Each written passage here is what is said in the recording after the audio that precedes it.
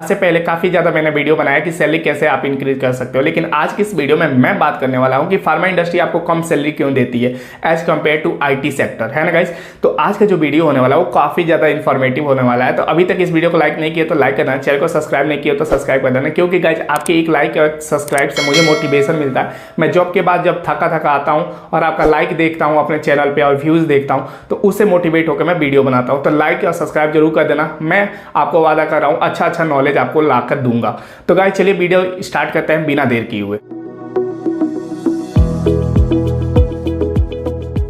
तो गाइस काफ़ी लोग से आप सुने होंगे कि फार्मा इंडस्ट्री जो सैलरी देती है as compare to IT sector बहुत ही कम देती है, और काफ़ी लोग ऐसा शिकायत रहता है। मेरे कमेंट बॉक्स में भी काफ़ी लोग आके बोल जाते हैं कि फार्मा इंडस्ट्री तो 14-15 हज़ार ही देती है। तो इसके पीछे क्या रीजन है कभी आप सोचे नहीं होंगे, लेकिन आज की इस वीडियो में वही जानेंगे आप। तो गाइस चलिए वीडियो स्टार्ट करते हैं। अभी तक लाइक नहीं किया तो लाइक कर देना, चैनल को सब्सक्राइब नहीं किया तो सब्सक्राइब जरूर कर देना, क्योंकि गाइस आपके लिए ही मैं ये वीडियो बना रहा हूँ। इसलिए हम इस वीडियो में रीजन जानने वाले हैं कि जिस रीजन की वजह से फार्मा इंडस्ट्री आपको कम सैलरी देती है। तो पहला जो रीजन आता है वो आता है एकेडमिक स्टैंडर्ड। तो गाइस एकेडमिक स्टैंडर्ड की अगर बात करें तो वो स्टैंडर्ड अभी नहीं है जो कि फार्मा इंडस्ट्री से मैच करता हो, क्योंकि गाइस जो पहले मैं पढ़ के आया हूं वही आप अभी पढ़ रहे हो और आने वाली नस्लें भी है ना वही पढ़ेंगे, क्योंकि फार्मा इंडस्ट्री में कोई ऐसी चीज नहीं है जो अपडेट हुई है। लेकिन यहाँ इंडस्ट्री में अगर हम बात करें तो वहाँ पे अपडेट होता रहता है, टेक्नोलॉजी आती है जाती है ना गाइस, तो वहाँ पे अपडेट होता है। पहले हम बीएमआर पे काम करते थे, अब बीएमआर आ गया।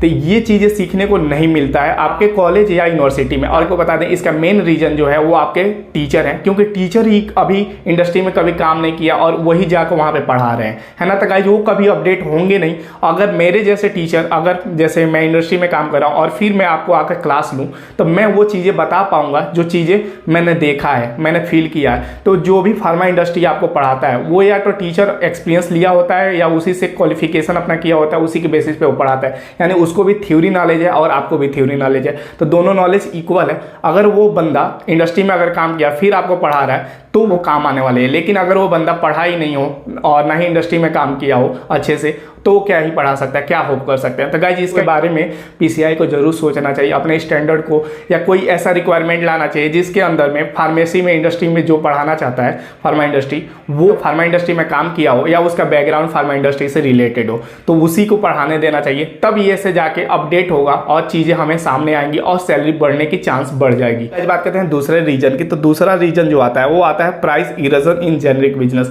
अभी फार्मा इंडस्ट्री क्या है गाइस कि हर अपना पेटेंट जो दवा है उस पर कम काम करे, क्योंकि उसमें ज़्यादा लागत उनका लगता है। जो भी उनका बनाने का रिसर्च का आता है वो बहुत ज़्यादा खासा चला जाता है। आजकल जो भी कंपनी है आप देखोगे कि वो जेनरिक पे काम कर रही है। जेनरिक पे क्यों काम कर रही है? क्योंकि आने वाले वक्त में इंडिया में सबसे ज़्यादा जेनरिक होने वाला है, इंडिया जेनरिक नंबर 1 होने वाला है। तो इसीलिए सब लोग चाहते हैं मैं कंपटीशन करूं एक जेनरिक से दूसरे जेनरिक में, है ना गाइस। तो जेनरिक में क्या है, कम प्राइस इरोजन होता है। क्या है कि प्राइस उनकी कम होती है, जिसकी वजह से उनका मार्जिन बहुत कम बचता है, जिसकी वजह से वो आपको देते हैं। और गाइस इसके बेसिस पे तीसरा रीजन आप जब जानोगे तभी आपको समझ में आएगा। तो तीसरा जो रीजन है गाइस वो है demand and supply. Demand and supply कैसे को रिलेट कर पाएंगे इरोजन ऑफ जेनरिक बिजनेस से, मैं बताता हूँ। जैसे वहाँ पे प्राइस कम होता है वैसे यहाँ पे डिमांड एंड सप्लाई कम हो जाता है। डिमांड और सप्लाई जितना होगा उतना फार्मा इंडस्ट्री आपको पैसा देगी। जब आप सोचिए फार्मा इंडस्ट्री में गोली निकलता है, गोली का ही पैसा आपको मिलता है। अगर आप गोली बनाते हो तो उसमें ज़्यादा सैलरी है, अगर आप गोली नहीं बनाते हो तो आपको ज़्यादा सैलरी नहीं मिलेगी। तो बेसिकली आप इसे रिलेट कर पाओगे, क्योंकि अगर आप गोली निकालोगे तभी फार्मा इंडस्ट्री मार्केट करेगी, मार्केट में करेगी तो उसका वैल्यू बढ़ेगा और आगे ज़्यादा पैसा लाएगी और आपको उसमें से थोड़ा सा देगी, है ना गाइस। तो यही होता है, आप ऐसे समझ सकते हैं। अब गाइस बात करते हैं फोर्थ रीजन की। तो फोर्थ रीजन है कि फ्रेशर नो स्किल। गाइस जब हम फ्रेशर होते हैं तो हमारे पास ऐसे कोई स्किल नहीं होता है जिसके बेसिस पे मेरे को ज़्यादा सैलरी मिले। जब मैं भी एज ए स्टार्ट किया था फार्मा इंडस्ट्री तो मेरे पास ऐसा कोई स्किल नहीं था, लेकिन आज देखिए मैं आपके सामने स्किल सीख के ही बोल रहा हूँ, सिखा रहा हूँ, आपको समझा रहा हूँ। और ये स्किल कहाँ से आई है? जब मैंने वहाँ पर काम किया, वो चीज़ें देखा, मुझे दिमाग में आया कि हाँ ये चीज़ें होती हैं। तो स्किल जब तक आपका नहीं बढ़ता है तब तक आपकी सैलरी नहीं बढ़ती है। और गाइज कई लोग बोलते हैं कि मैं तो 13,000 पे काम कर रहा हूँ, मैं 10,000 पे। लेकिन गाइज आपको मैं एक बात बताना चाहूँगा कि जो 2005 में थी फार्मा इंडस्ट्री और आज 2024 में फार्मा इंडस्ट्री को आप देख रहे हो, बहुत ही अंतर है। पहले 5,000 से स्टार्ट हुआ था, आज 5 लाख भी आप कमा सकते हो, है ना। तो बस आपको ज़रूरत है आपने स्किल की इन्हांसमेंट की। और गाइज इस पे अगर आप काम करोगे मैं गारंटी दे रहा हूँ कि फार्मा इंडस्ट्री से ज़्यादा कहीं सैलरी आपको नहीं मिलेगा। बेस्ट जो आपको मतलब बी फार्मा करने के बाद और अगर एम फार्म करने के बाद है वो डिपार्टमेंट, वो है फार्मा इंडस्ट्री। फार्मा इंडस्ट्री में अगर आप करते हो, कुछ करना चाहते हो तो ज़रूर आओ और अपने लाइफ को आगे फोड़ सकते हो, आगे कुछ कर सकते हो।